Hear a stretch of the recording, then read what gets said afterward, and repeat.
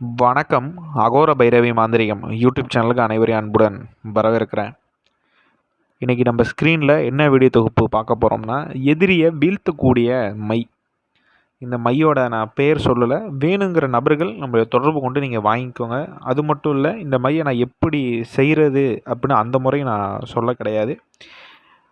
உங்களுக்கு நீண்ட நாட்களாக எதிரி துன்புறுத்துகிறான், அவனை நீங்கள் நிறையா மாந்திரிகர்கிட்ட போய் ஏதாவது வேலைப்பாடு பண்ணியிருப்பீங்க, அவனை தொட முடியல, அவன் கிட்ட கூட எதுவும் அவனை அசைக்க முடியல அப்படின்னா இந்த ஒரு மை போதும்.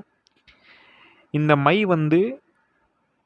எப்படியெல்லாம் செயல்படும் அப்படின்னா, நீங்கள் எதிரி மேலே தடவுனாலும் சரி, எதிரி கை இந்த மையில் பட்டாலும் சரி, அதிகபட்சம் 10லேருந்து 15 நாளுக்குள்ளே அவனுக்கு ஏதாச்சும் ஒரு இதில் மரணம் நிச்சயம். சரிங்களா? ஏன்னா அந்த அளவுக்கு பவர்ஃபுல்லான மை இது. சில நபர்களுக்கு நேரம் நல்லா இருக்கக்கூடிய பட்சத்தில் ஏவல்கள் உள்ளே போகாது. துராத்மாவை வச்சு பிணி ஏவல் மாதிரி பண்ணலாம். குட்டி, காளி, மாடை, இந்த தேவதைகளை வச்சு பயங்கரமான முறையில் மாறனை அடிக்கலாம். ஆனால் அவனுக்கு நவ கிரகங்கள் எல்லாம் பக்கபலமாக இருக்குது, தெய்வ சப்போர்ட் இருக்குது அப்படின்னா கிட்ட நெருங்கக்கூட முடியாது.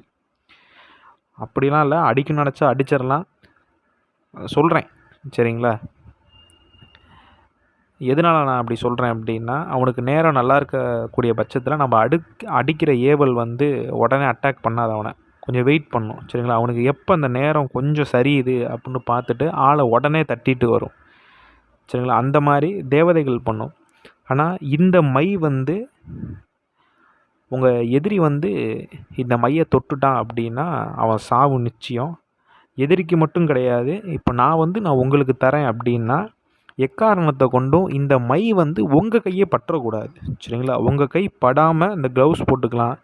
க்ளவுஸ் போட்டு எதிரி வண்டி ஓட்டுறான்னா அவன் ஹேண்ட்பரில் தடை விடலாம். இல்லாட்டி அவன் செருப்பு போடுறான்னா அந்த செருப்பு அந்த வாறு இதில் தடை விடலாம். இல்லாட்டி எதிரிக்கு உணவில் கூட கொடுக்கலாம். உணவுலாம் கொடுத்தீங்கன்னா உள்ள குடலாம் அறுத்து எரிஞ்சிட்ரும். என்ன ஏதுன்னு கண்டே பிடிக்க முடியாது.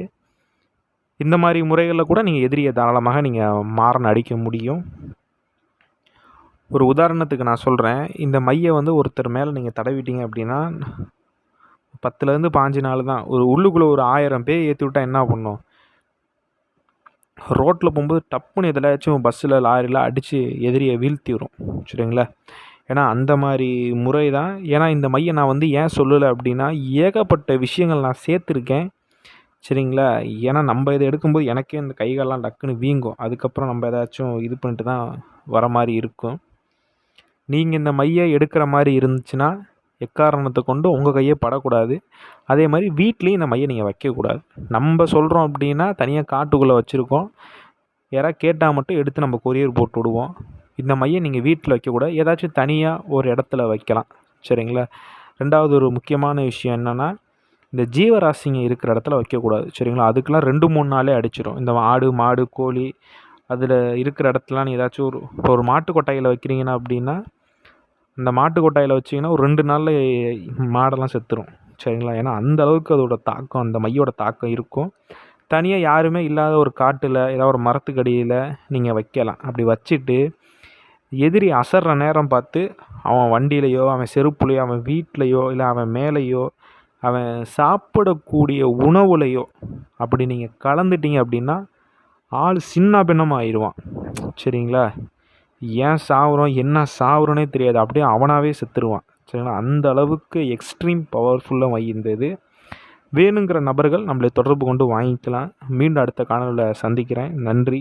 அதுக்கு முன்னாடி நம்ம அகோர பைரவி மாந்திரிகம் யூடியூப் சேனலை சப்ஸ்கிரைப் பண்ணுங்கள். 4 பேருக்கு ஷேர் பண்ணுங்கள். நன்றி, வணக்கம்.